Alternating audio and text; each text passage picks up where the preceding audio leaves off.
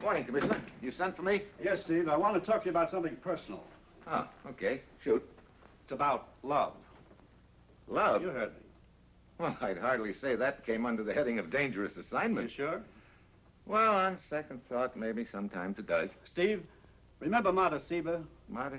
I can remember the time when that name was sweet music in your ears. Oh, yeah. Pre-war Vienna in the spring. I thought she was the loveliest young doll until I found out that she was one of the most dangerous of she-spies.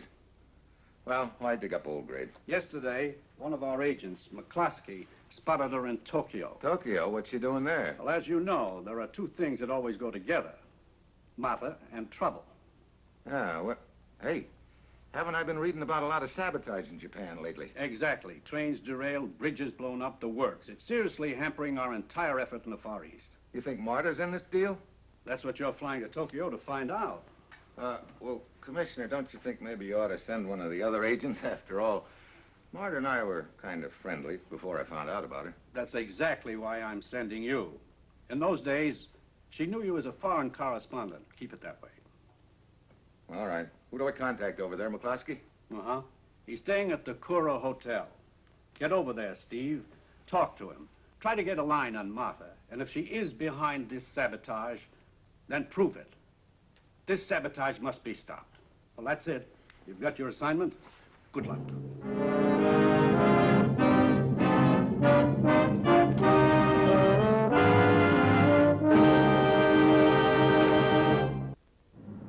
Sure, I've got my assignment. And on the surface, it sounds great. Take a little trip to Tokyo and renew my acquaintance with an old flame. But I've got an uneasy feeling that before the deal is over, that old flame is going to turn into a grade A blowtorch. It's Tuesday afternoon when I arrive in Tokyo. At the airport, I get a message from McCloskey to meet him at the casino.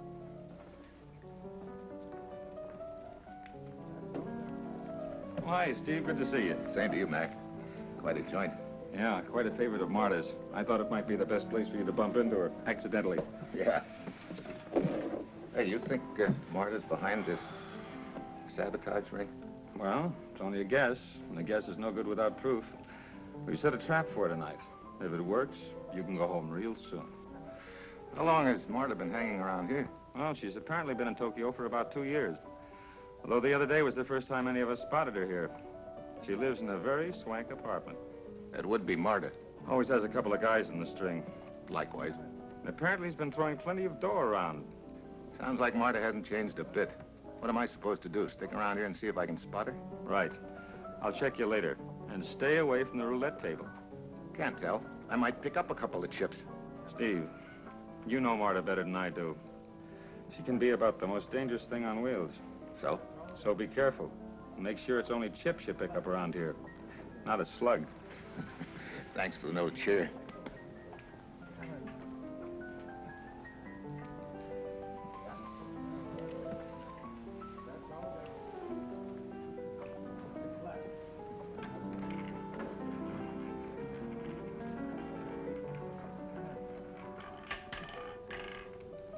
$17. Tough luck.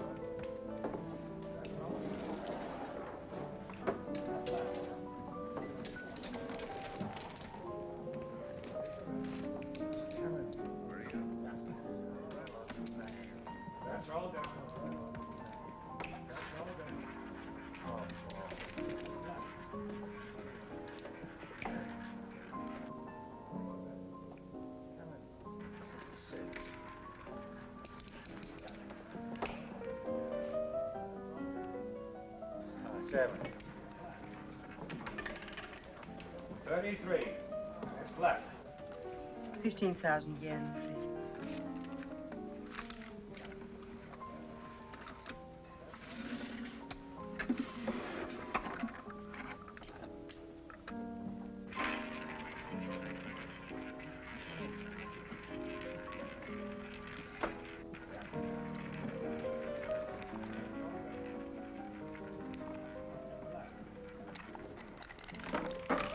sorry. You shouldn't. Steve. Stephen Mitchell. Marta. Oh, Stephen. Darling. That's what I call a real welcome home. Come, we have so much to talk about. Will you take care of these for me? Place your bets.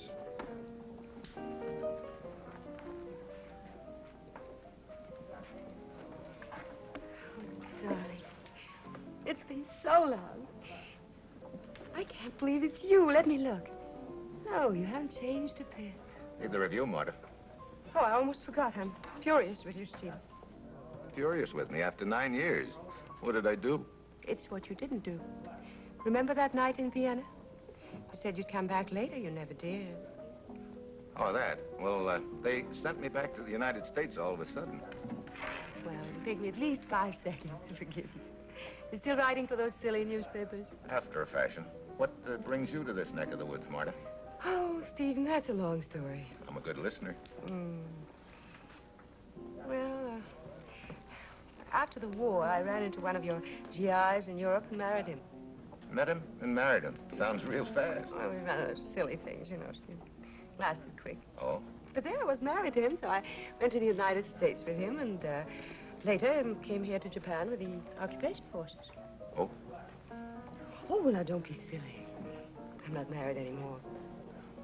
The boy died a few months ago, an accident. Oh. Poor boy. He was so nice. Oh, well, and so now I'm working for an importing firm here, but what does all that stuff about me matter now that we're together again? I guess they don't, Marta. Oh, darling, we have so much to say to each other, and there's such a poor place to say those things.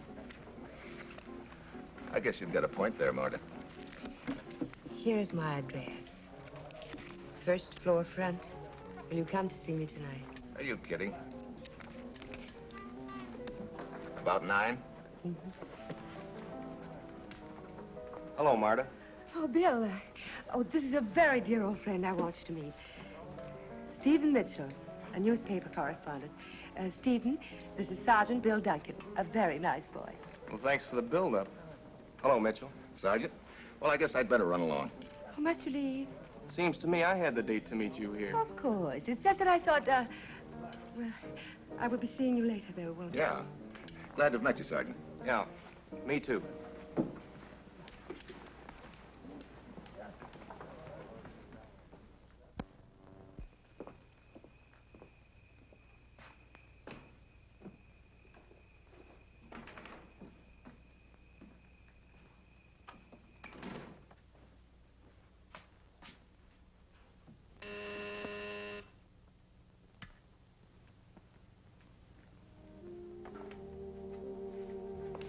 Hi. Little peace offering for being late 9 years.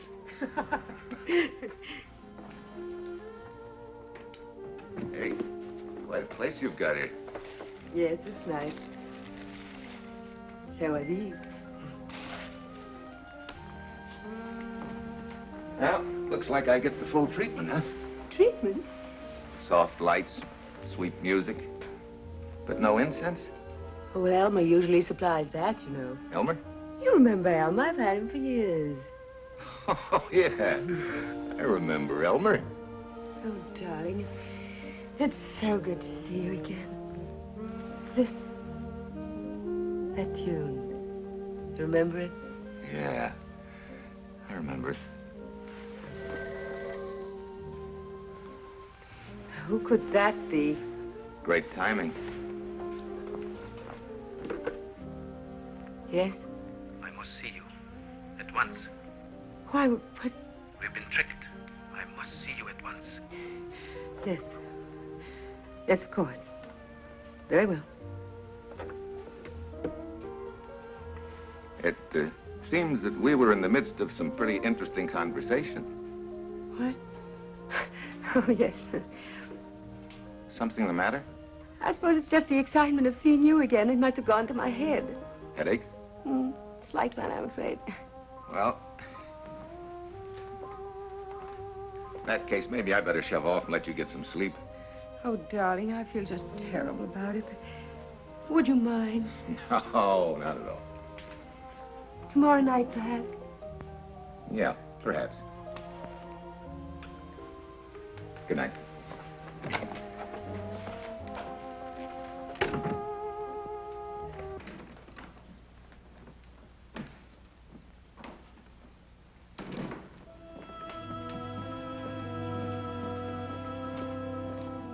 I don't need a crystal ball to tell me there's been a slip, and the phone call had a lot to do with Marta's sudden headache. Either she's going out or somebody's coming in. Almost immediately, I see it's the latter, Sergeant Duncan.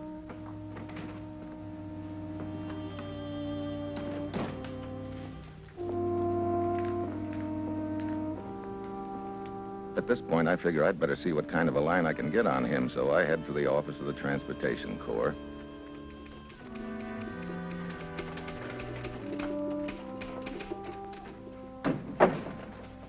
Hello, Corporal. You holding down the fort here? Yes, sir. The captain's out right now. Maybe you could give me some information I'd like on an enlisted man, a member of this command, Sergeant William Duncan.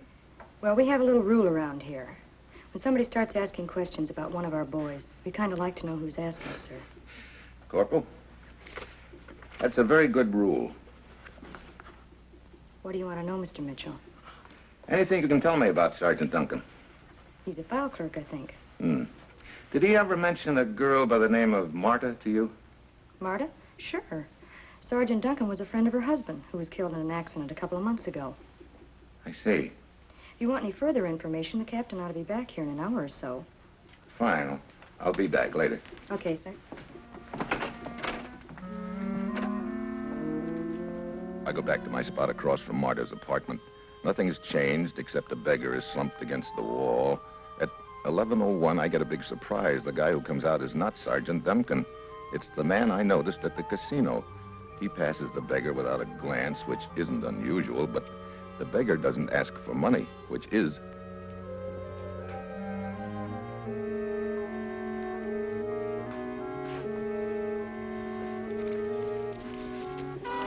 It's McCloskey.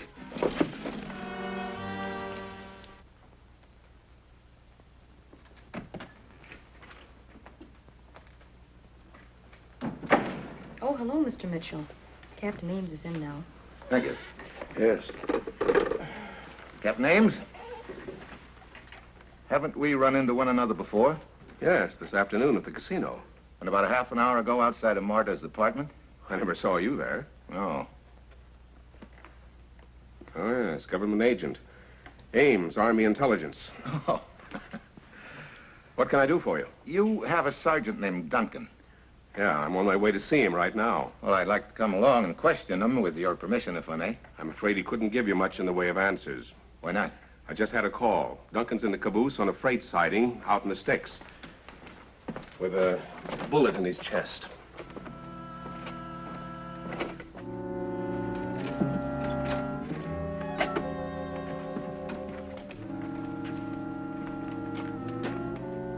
Medical examiner's through, but I didn't want him to move anything. Bullet hole in the chest at close range. Another slug creased his skull. And went out there.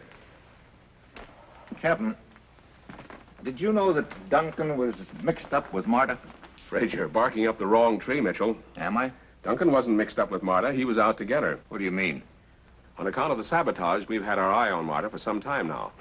And Duncan was working on the case? Yes. He had a personal motive, too. He was convinced that Marta had killed her husband, who was Duncan's friend. I guess that puts a new light on Duncan.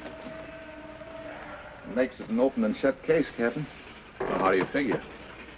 Well, McCloskey, before he was killed, said something about a trap that they'd set for Marta.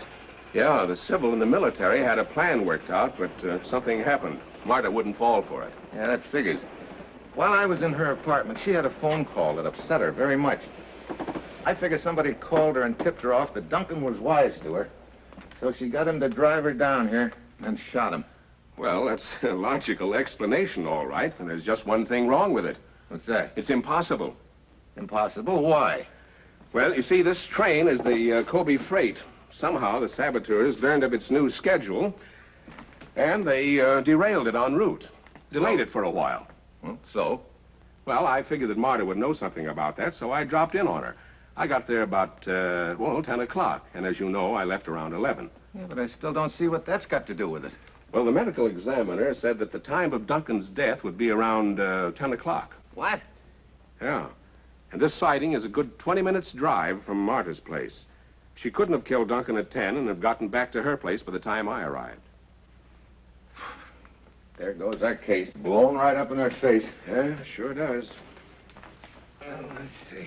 You know, can't get it out of my mind that Marta did it. Well, like I say, she couldn't have, Mitchell. Yeah. You sure you couldn't be wrong about those times? No, I don't think so. Let's check. Yeah, let's see. You were there until 9:30. Duncan arrived at 9:35, and when I got there at 10, she was alone. 1:30. Might not be too late. What for? Pay a little call on Marta. You still think she did it, don't you? Yeah. But thinking it and proving it are two different things. Yeah, they sure are. Particularly when it so happens that I'm Marta's alibi. Yeah. That's what I was just thinking. But it's worth a try. Want me to drop you by her place? Yeah, please.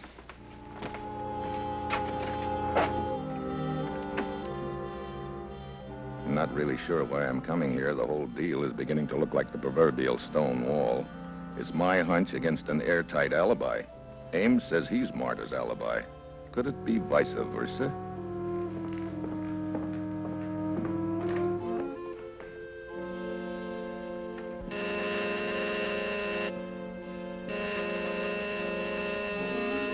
Yes? Steve! Steve?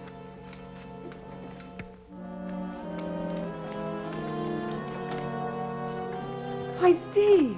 Marta, Oh, it's late to be calling, but how's your headache? Much better, thanks. Why, this is such a pleasant surprise. May not be so pleasant, Marta.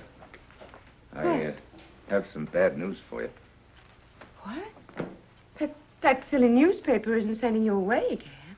No, it's about your friend, Sergeant Duncan. Bill? What about him? He's been murdered. Murdered? Yeah. Oh, no, I can't believe it. Who did it and why? Why would anyone want to kill Bill? That's what the Army is trying to figure out, Marta. Poor Bill. He was so nice. Strange. That's what you said about your late husband, too. Stephen, what do you mean? Oh, skip it. No, wait. You don't think I had anything to do with this? Why should I? There's no reason at all, but another thing, Captain Ames came to question me this evening. He arrived shortly after Bill left. He wanted to talk about all this sabotage that's apparently been going on here lately. Something about freight trains. That's strange. You wouldn't know anything about that, would Oh, you? of course not, but it frightens me that anyone should even think I could be involved in such a thing. Oh, well, it was probably nothing but routine questioning. I suppose so. Oh, let's not even talk about it anymore. I'll fix us a drink. Soda or water? I said soda or water. Stephen. Hmm? My, but you were 1,000 miles away. Not that far. Perhaps I shouldn't have interrupted your train of thought. It's one train that isn't getting anywhere. Might even say it's been derailed. What is it, Stephen? Marta, I got an idea. Let's not stay here. Let's go out and do the town. Oh, it's pretty late. Oh, it isn't too late, is it? Well, if you don't mind waiting a few minutes. No. All right.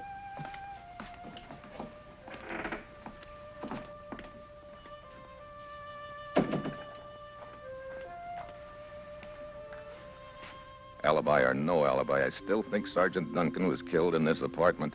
I checked the furniture for bullet holes, pictures, chairs, etc. Nothing. Then I try the carpet, and I know I'm right. Don't be impatient, darling. No hurry. Then I see an old friend, but he's in a new spot.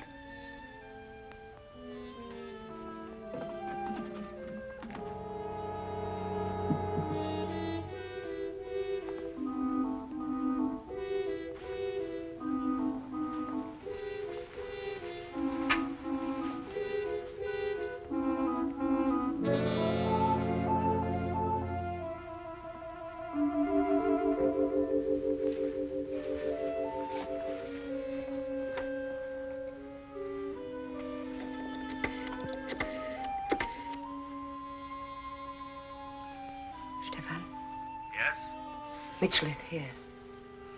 We'll leave my apartment in 2 minutes. I know what to do.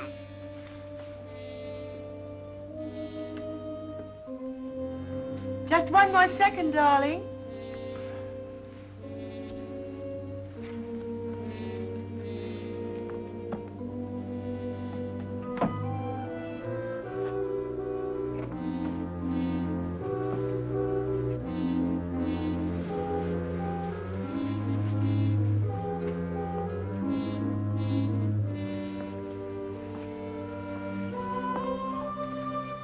Did I take too long, darling?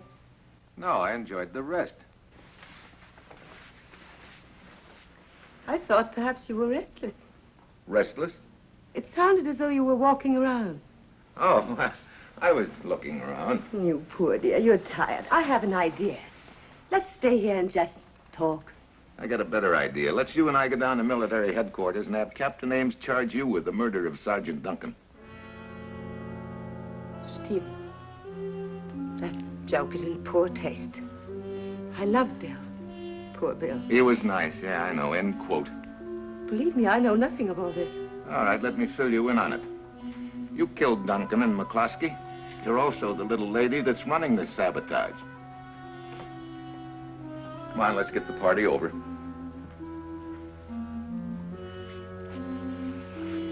Very well.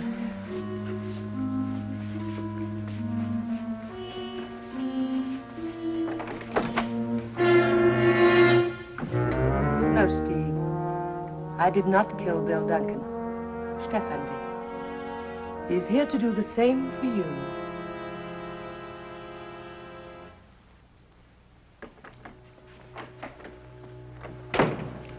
When you dug out that bullet, you were digging a grave. I don't need two guesses whose. How did you know?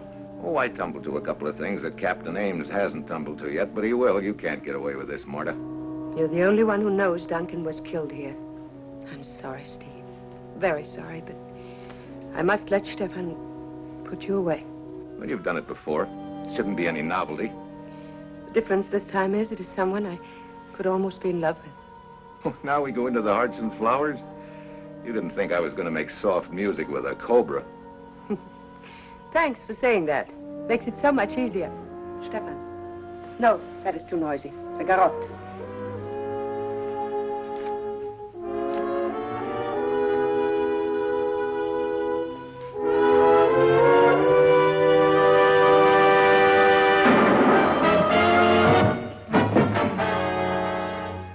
Oh, Mitchell. I guess I tumbled to the deal about the same time you did. Yeah? Well, next time, tumble sooner, will you?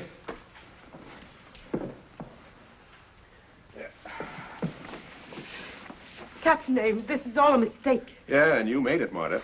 Stephen has the preposterous idea that I killed Sergeant Bill Duncan. So do I. But that's impossible. Oh, now, save it, Marta. I've been outside that door ever since this seedy character came in. Bill was shot at the railroad yard at 10. You came here to see me a few minutes before 10. You couldn't have known what time he was shot unless you were here when it happened. But you said it. I said nothing. Before you had a chance to dispose of the body, I was knocking on your door. You probably dragged the body into the next room and hid it there while I talked to you. After I left, you got your stooge to help you carry the body down to the railroad yard. There was already a crease in Bill Duncan's head, so you wanted to make it look like he had been killed in that caboose. So you fired a shot past his head and it went through the side of the caboose. You cannot prove he wasn't killed there. Sorry, Marta. You picked the wrong train. You got hooked because your train was late. And the reason it was late was because your boys derailed it. Didn't get in until after 11. So you see, at 10 o'clock, there was no caboose in the yard, the time that Bill was killed.